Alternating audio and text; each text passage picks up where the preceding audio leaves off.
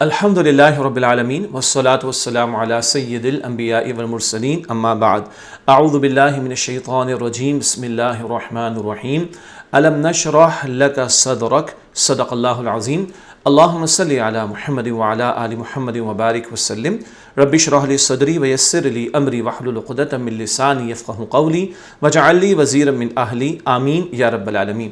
عزیز طلباء و طالبات، محترم حضرات و خواتین، السلام علیکم ورحمۃ اللہ وبرکاتہ۔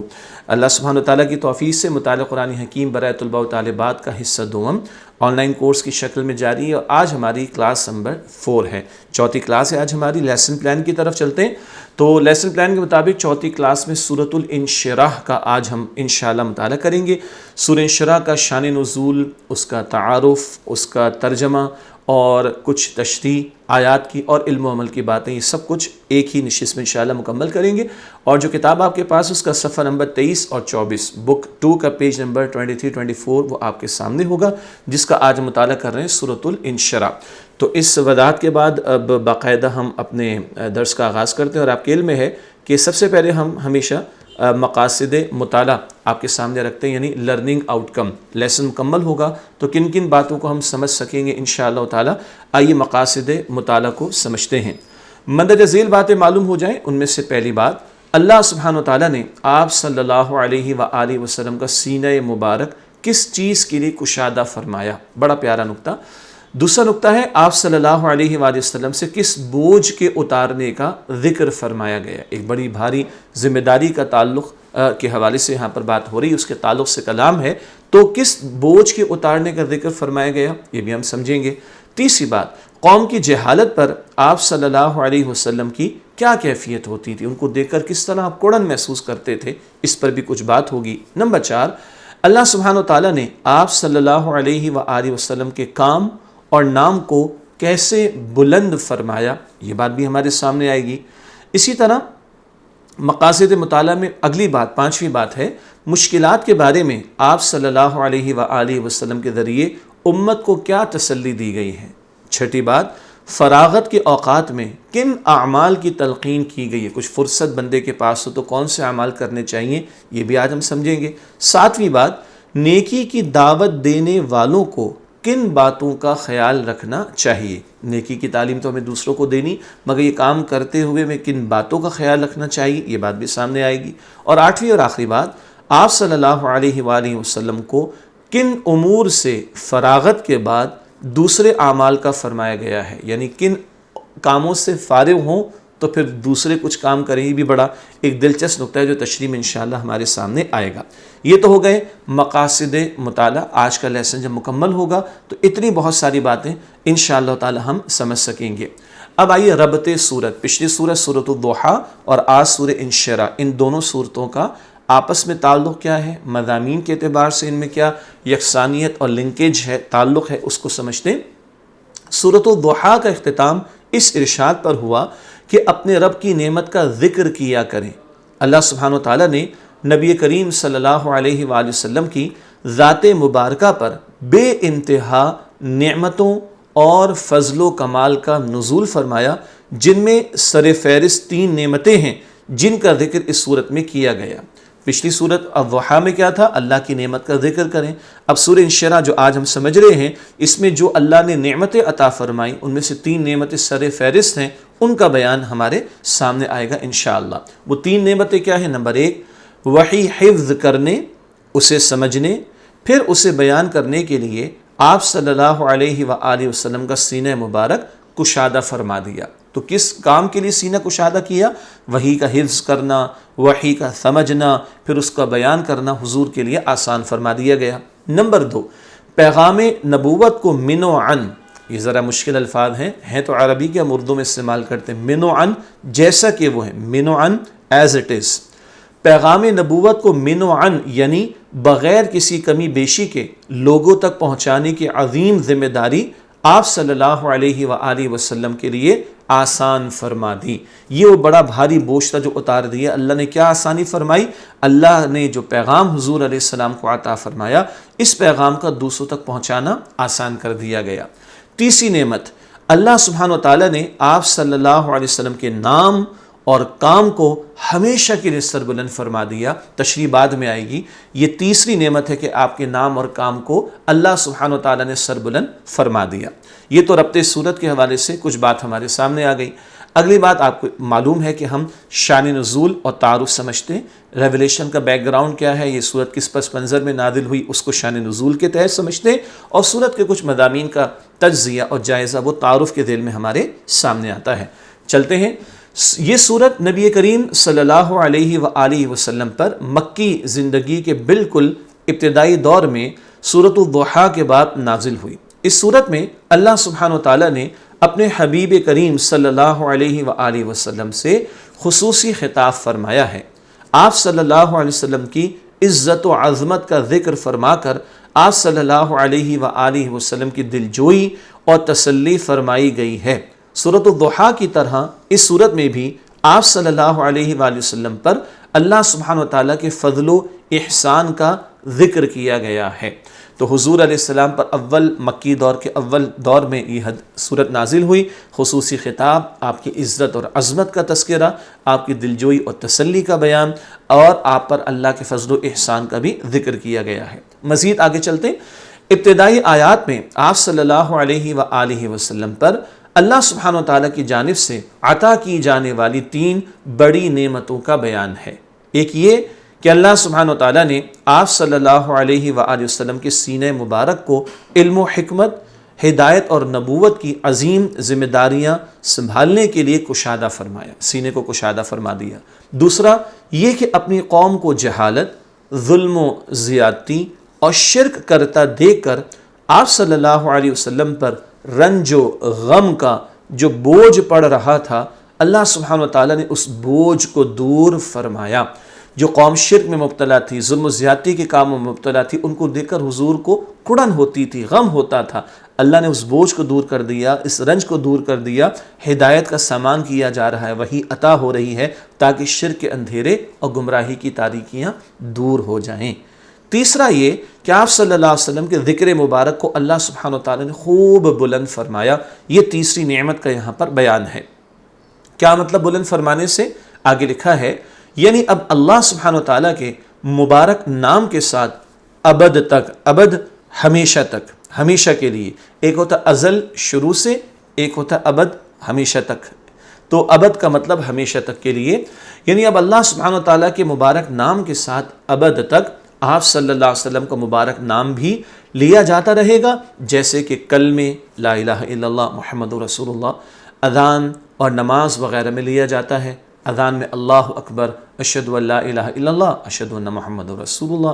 نماز میں درود شریف بھی پڑھا جاتا ہے، تو حضور کا نام جاری ہے ہر آن ہر وقت۔ پھر آپ صلی اللہ علیہ وسلم کو بتایا گیا کہ جن مشکل مراحل سے آپ صلی اللہ علیہ وآلہ وسلم گزر رہے ہیں وہ چند روزہ ہیں، ہمیشہ کے لیے نہیں، کچھ دنوں کے لیے، اور مشکلات کے ساتھ آسانیاں ہیں۔ اللہ تعالیٰ خوب آسانیاں عطا فرمائے گا۔ اس صورت کے آخر میں آپ صلی اللہ علیہ وآلہ وسلم کو تلقین فرمائی گئی کہ جب آپ صلی اللہ علیہ وسلم اسلام کی دعوت کو پھیلانے کی جد و جہد سے فارغ ہوا کریں تو اللہ سبحانہ وتعالیٰ کے ذکر اور اس کی عبادت کے لیے مزید کوشش کریں۔ اللہ اکبر، اندازہ کیجئے حضور کس کام میں مصروف ہے؟ اللہ کے دین کو پھیلانے کے لیے۔ اس سے جب فارغ ہوں تو اللہ کے ذکر اور اس کی عبادت کے لیے مزید کوشش کریں۔ تو حضور کا تو سارا وقت ہی آغاز وحی کے بعد سے اللہ کے دین کی دعوت کو پھیلانے میں لگ رہا ہے۔ فرمایا جا رہا ہے اس سے فارغ ہوں تو اللہ کی عبادت کی مزید کوشش کریں، اس کے ذکر کی مزید کوشش کریں۔ ہم لوگوں کے ٹائمز، ہم لوگوں کے اوقات کہاں کہاں گزرتے ہیں، ہمیں کس قدر اللہ کے ذکر اور عبادت کی کوشش کرنی چاہیے، اندازہ کیا جا سکتا ہے۔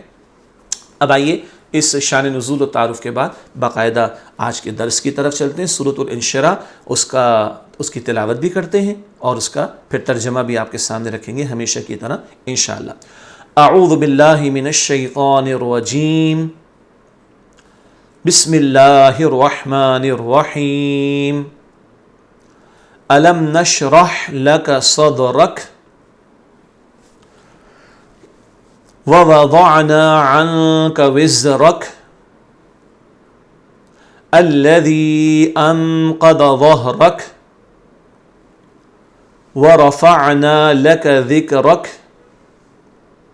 فَإِنَّ مَعَ الْعُسْرِ يُسْرًا إِنَّ مَعَ الْعُسْرِ يُسْرًا فَإِذَا فَرَغْتَ فَانصَبْ وَإِلَىٰ رَبِّكَ فَارْغَب۔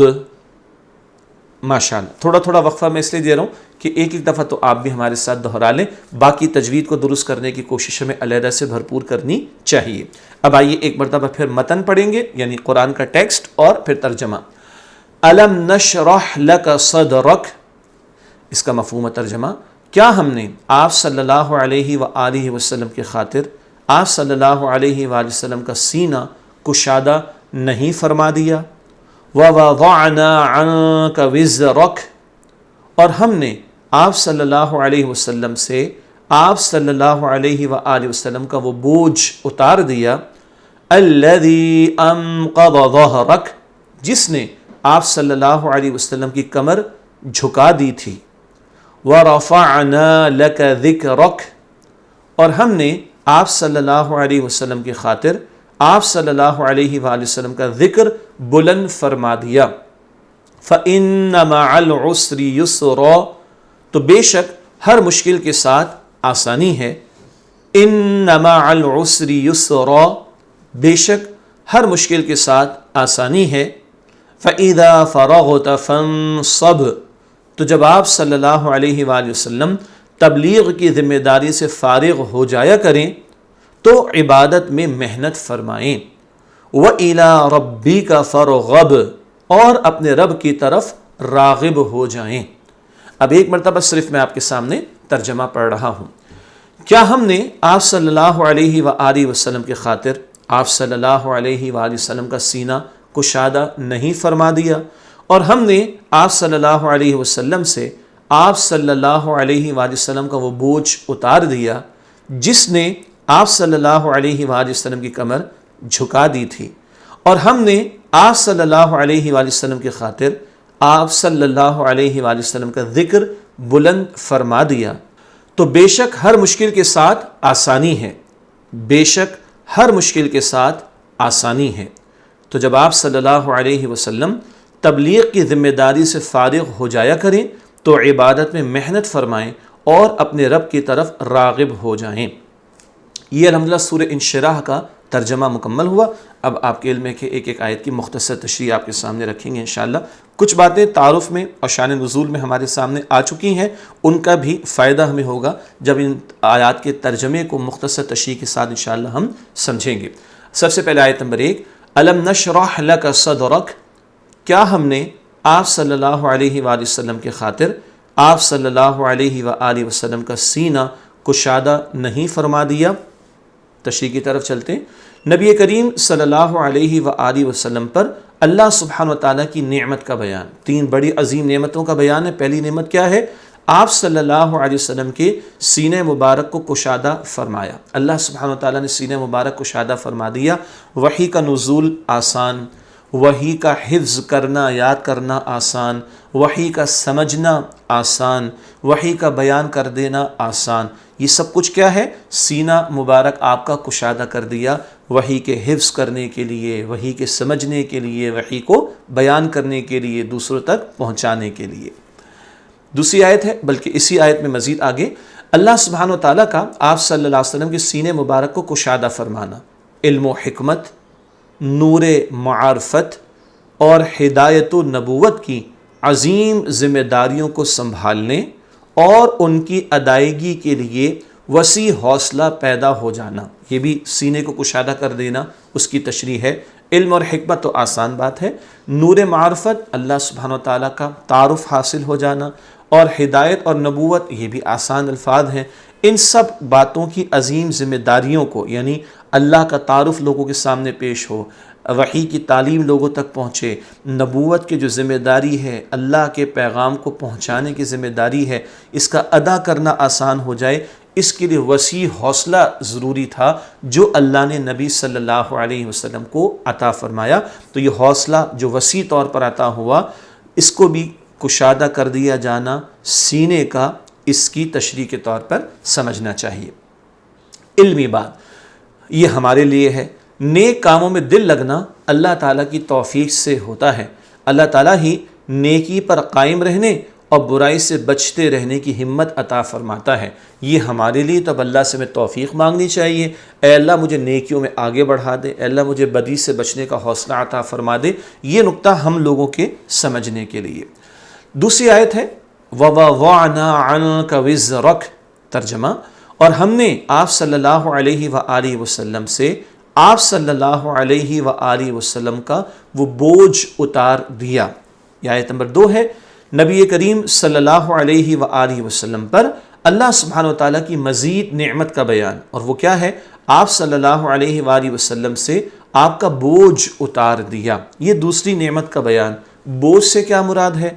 آپ صلی اللہ علیہ وسلم پر امت کے رنج و غم کا بوجھ تھا، جو اپنی قوم کی جہالت، ظلم و زیادتی اور شرک میں مبتلا دیکھ کر آپ صلی اللہ علیہ وسلم پر پڑ رہا تھا۔ مکہ مکرمہ میں جو لوگ تھے وہ بتوں کی پوجا پاٹ کرتے تھے، شرک کرتے تھے، ظلم کرتے تھے، جہالت میں مبتلا تھے۔ اس سب کچھ کو دیکھ کر آپ پر رنج اور غم کا بوجھ پڑ رہا تھا۔ اللہ تعالیٰ نے اس بوجھ کو دور کر دینے کی نعمت کو یہاں پر بیان فرمایا ہے۔ علمی بات ہمارے اعتبار سے کیا ہے؟ اللہ سبحانہ و تعالیٰ ہی ہمارے غموں اور دکھوں کو دور فرماتا ہے، کیونکہ وہی حقیقتاً اور مستقلاً مدد فرمانے والا اور غموں کو دور فرمانے والا ہے۔ ہم پر بھی کبھی بوجھ آ جاتے نا غموں کے، ان غموں کو، دکھوں کو دور کرنے والا کون؟ اللہ۔ مدد فرمانے والا کون؟ اللہ۔ آسانی عطا فرمانے والا کون؟ اللہ۔ اسی سے مانگنا چاہیے۔ تیسری آیت ہے الذی انقض ظہرک، اس کا مفہوم و ترجمہ جس نے آپ صلی اللہ علیہ وسلم کی کمر جھکا دی تھی۔ یہ بوجھ ہی کا بیان کہ جس نے آپ صلی اللہ علیہ وسلم کی کمر جھکا دی تھی۔ اس کی تشریح میں پہلا نقطہ، قوم کی جہالت و شرک کو دیکھ کر آپ صلی اللہ علیہ وآلہ وسلم کی کیفیت، قوم کی اس حالت پر آپ صلی اللہ علیہ وسلم کو شدید غم تھا، جس سے آپ صلی اللہ علیہ وسلم کی کمر مبارک جھکی جاتی تھی۔ کہتے ہیں نا میرے کاندھوں پر، میری کمر پر بڑا بوجھ ہے۔ تو یہ اس قدر بڑی جو شرک اور زیادتی کی روش میں قوم مبتلا تھی، اس کو دیکھ کر آپ کو شدید غم تھا، اور آپ کی کمر مبارک گویا اس بوجھ کی وجہ سے جھکی جاتی تھی۔ عملی پہلو کیا ہے؟ ہمیں بھی سمجھنا چاہیے۔ رسول اللہ صلی اللہ علیہ وسلم کی سنت پر عمل کرتے ہوئے ہر نیک آدمی کو اپنے اہل و عیال اور اپنے متعلقین اور دیگر لوگوں کے لیے فکر مند رہنا چاہیے۔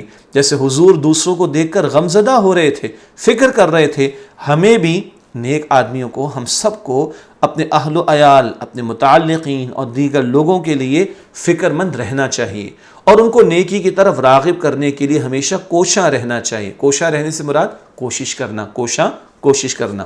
جیسا کہ ارشاد باری تعالیٰ ہے، اے ایمان والو اپنے آپ کو اور اپنے گھر والوں کو اس آگ سے بچاؤ جس کا ایندھن انسان اور پتھر ہوں گے۔ یہ آیت ہے سورہ تغابن کی آیت نمبر، سورہ تحریم کی، معاف کیجیے گا، 28 پارے میں سورہ تحریم کی آیت نمبر 6 ہے۔ قوا انفسکم واہلیکم نارا، اے ایمان والو اپنے آپ کو اور اپنے گھر والوں کو اس آگ سے بچاؤ جس کا ایندھن انسان اور پتھر ہوں گے۔ تو ہمیں دوسروں کو نیکی کی دعوت دینی ہے، خود بھی نیک بننا ہے، ہمیں خود بدی سے بچنا ہے، دوسروں کو بھی بدی سے بچانے کی فکر و کوشش کرنی ہے۔ یہ عملی پہلو ہمارے لیے واضح ہوا۔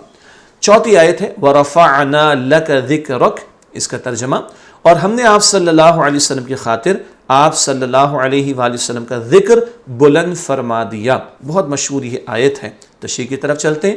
نبی کریم صلی اللہ علیہ وسلم پر اللہ تعالیٰ کی مزید نعمت کا بیان، آپ صلی اللہ علیہ وسلم کا ذکر مبارک اللہ سبحانہ و تعالیٰ نے بلند فرمایا اور آپ کے لیے بلند فرمایا۔ اس پر مزید تفصیلی کلام کرتے ہیں۔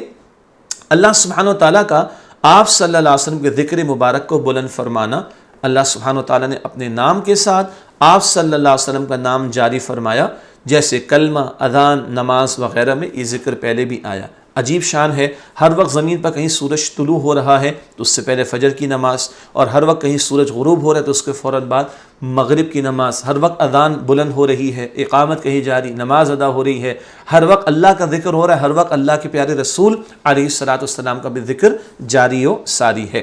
عملی پہلو ہمارے اعتبار سے بھی سمجھنے کے بعد، اللہ سبحانہ و تعالیٰ کے یہاں انسان کی قدر، اللہ سبحانہ و تعالیٰ اور اس کے رسول صلی اللہ علیہ وسلم سے کامل محبت، مکمل اطاعت و اتباع اور نیک اعمال میں اخلاص سے ہوتی ہے۔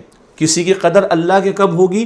جب وہ اللہ اور اس کے رسول سے واقعتاً محبت رکھے، ان کی اطاعت کرے، حضور کی اتباع کرے، پیروی کرے اور نیک اعمال میں اخلاص اختیار کرے، تب کسی بندے کی اللہ کے ہاں قدر ہوتی ہے۔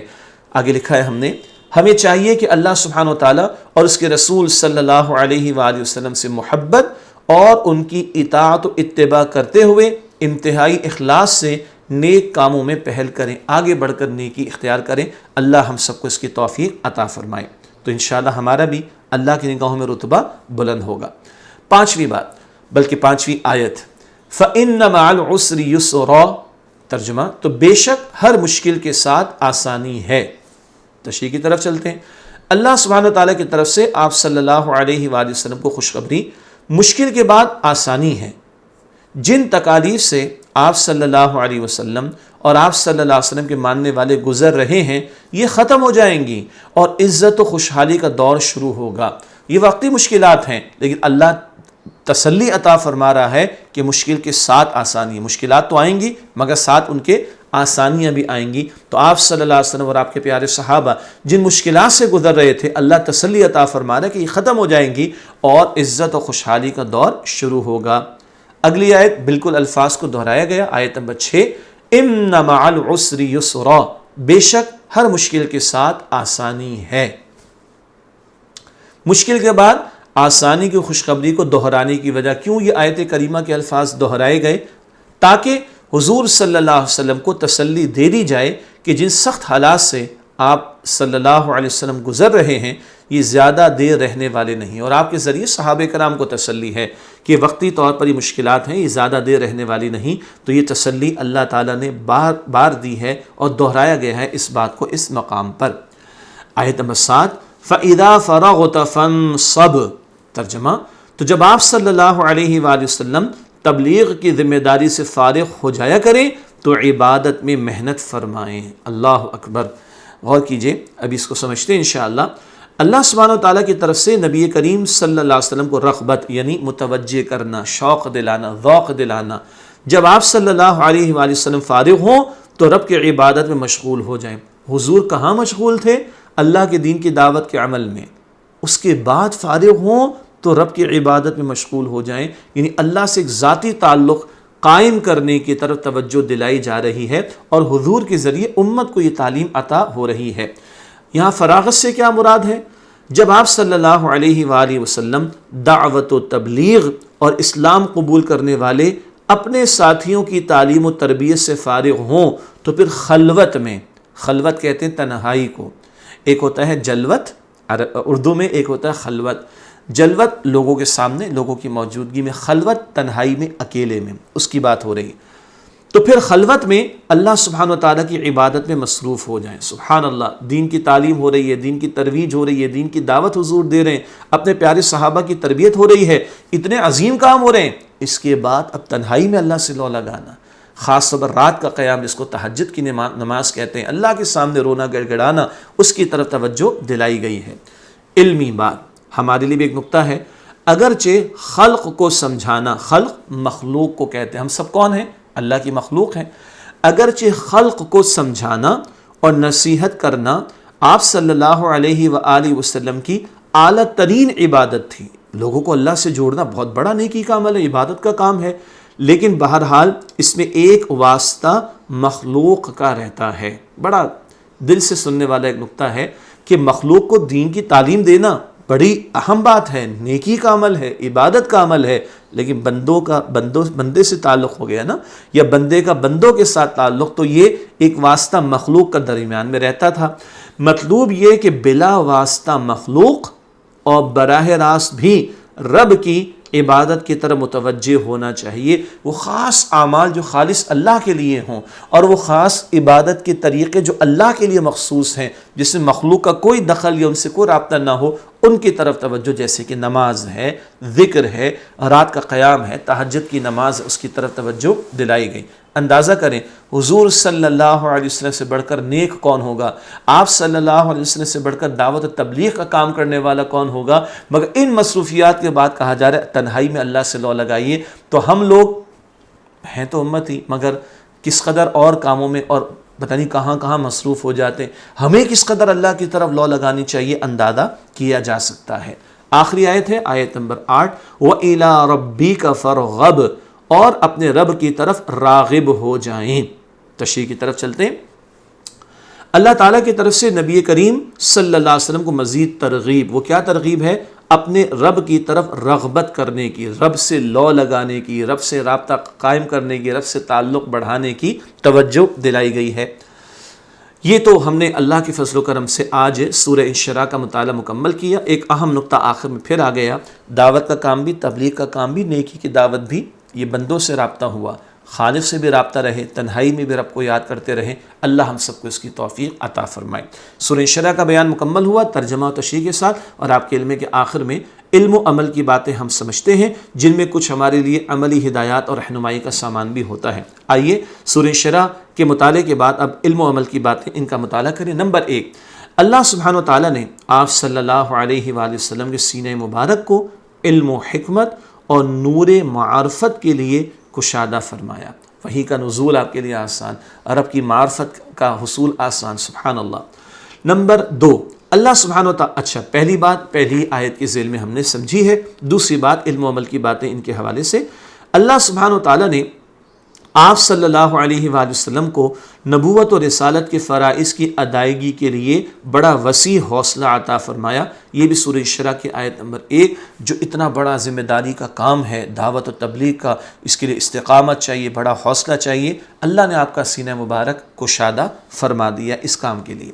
تیسری بات، اللہ سبحانہ و تعالیٰ نے آپ صلی اللہ علیہ وسلم کی موجودگی میں آپ صلی اللہ علیہ وسلم کی امت کو عام عذاب میں مبتلا نہ کرنے اور آئندہ قیامت میں آپ صلی اللہ علیہ وسلم سے قبول شفاعت کا وعدہ فرما کر آپ کے بوجھ کو ہلکا فرما دیا. یہ آیت نمبر 2 اور 3 کے ذیل میں ایک نقطہ اہل علم نے بیان فرمایا ہے.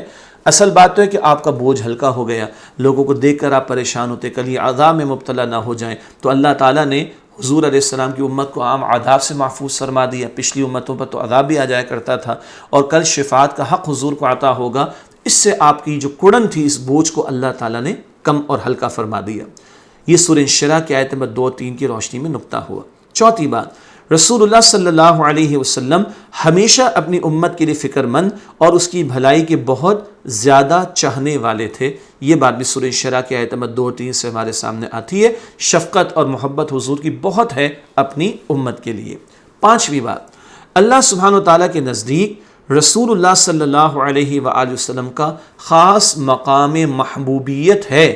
یہی وجہ ہے کہ کلمہ شہادت، اذان، اقامت، جب نماز کھڑی ہوتی ہے تو اقامت دی جاتی ہے، خطبہ جمعے کا، اس کے علاوہ بھی نکاح کا خطبہ، ادروائز بھی تشہد، اتحیات پڑھنا، اور درود وغیرہ میں، درود شریف وغیرہ میں اللہ سبحانہ و تعالیٰ کے اسم مبارک کے ساتھ حضور نبی کریم صلی اللہ علیہ وسلم کا نام مبارک بھی لیا جاتا ہے. کوئی وقت ایسا نہیں جس میں کہیں نہ کہیں آپ صلی اللہ علیہ وسلم کا ذکر خیر نہ ہو رہا ہو. جیسے کہ ہم نے سمجھا یہ سورہ انشراح کی آیات 1 تا 4 کی روشنی میں حضور کی عظمت اور اللہ کی آپ سے محبت کا تذکرہ ہوا. چھٹی بات، اللہ سبحانہ و تعالیٰ نے حضور نبی اکرم صلی اللہ علیہ وسلم کو دنیا اور آخرت میں نہایت بلند مقام عطا فرمایا، اور آپ صلی اللہ علیہ وسلم کی خاطر آپ کے مقام کو اللہ نے بلند فرما دیا دنیا اور آخرت دونوں میں. یہ سورہ انشراح کی آیت نمبر 4 کی روشنی میں. ساتویں بات، ہر مشکل کے ساتھ آسانی بھی آتی ہے. 2 مرتبہ یہ بات دہرائی گئی سورہ انشراح کی آیت نمبر 5 اور 6 میں. 8واں نقطہ، تمام مشکلات مختصر وقت کے لیے ہوتی ہیں، لہذا ان سے گھبرانا نہیں چاہیے، کیونکہ اللہ فرما رہا ہے مشکل کے ساتھ آسانی بھی ہے. اللہ یہ حوصلہ مجھے آپ کو ہم سب کو عطا فرمائے. 8ویں بات ہو گئی. 9ویں بات، علم و عمل کی باتوں کے حوالے سے اللہ سبحانہ و تعالیٰ کی عبادت و ریاضت کے بعد ہمیں دعا کا بھی خصوصی اہتمام کرنا چاہیے. سورہ انشراح کی آیت نمبر 7 اور 8 میں اس کی طرف اشارہ. ریاضت اور عبادت، اللہ کے لیے عمل کرنا، اللہ کے احکامات کی پیروی کرنا، یہ کرنے کے بعد دعا بھی کریں تاکہ اللہ ہماری حقیر سی محنتوں کو قبول بھی فرما لے. 10ویں اور آخری بات، اللہ سبحانہ و تعالیٰ کے دین کی طرف دعوت دینے والوں کو فارغ اوقات میں خود بھی اللہ سبحانہ و تعالیٰ کی یاد اور عبادت کے لیے خصوصی کوشش کرنی چاہیے. سورہ انشراح کی آیات 7 تا 8. حضور تو سارا وقت ہی دعوت دین کے کام میں لگاتے، ان کو تلقین ہے کہ اللہ سے لو لگائیں، ہمیں کس قدر ضرورت ہے۔ اور اوقات فارغ بھی کرنے چاہیے، یہ نہیں کہ کبھی وقت ملے گا تو نہیں لو لگا لوں گا اللہ تعالیٰ سے۔ اچھا، لو لگانے سے ہماری مراد کیا ہے؟ فرض نماز تو ادا کرنی، سارے کام چھوڑ کے ادا کرنی، تنہائی میں بیٹھ کر نوافل ادا کرنا، رات کا قیام، تہجد کا معاملہ، ذکر کا معاملہ، اس کے لیے اپنے اوقات کو فارغ کرنا چاہیے۔ اس سے ہمیں روحانی ترقی ملے گی اور قوت ملے گی، استقامت میسر آئے گی، اللہ تعالیٰ کی نصرت اور مدد ہم سب کو میسر آئے گی۔ تو الحمدللہ سورہ انشراح کے تعلق سے علم و عمل کی باتوں کا بیان بھی مکمل ہوا، اور آج کے ہمارے لیسن و کلاس کا ٹائم بھی مکمل ہوا۔ اللہ تعالیٰ مجھے اور آپ کو قرآن پاک سے مزید محبت عطا فرمائے، مزید سمجھنے کی اور عمل کرنے کی توفیق عطا فرمائے، آمین یا رب العالمین۔ وآخر دعوانا ان الحمدللہ رب العالمین، والسلام علیکم ورحمۃ اللہ۔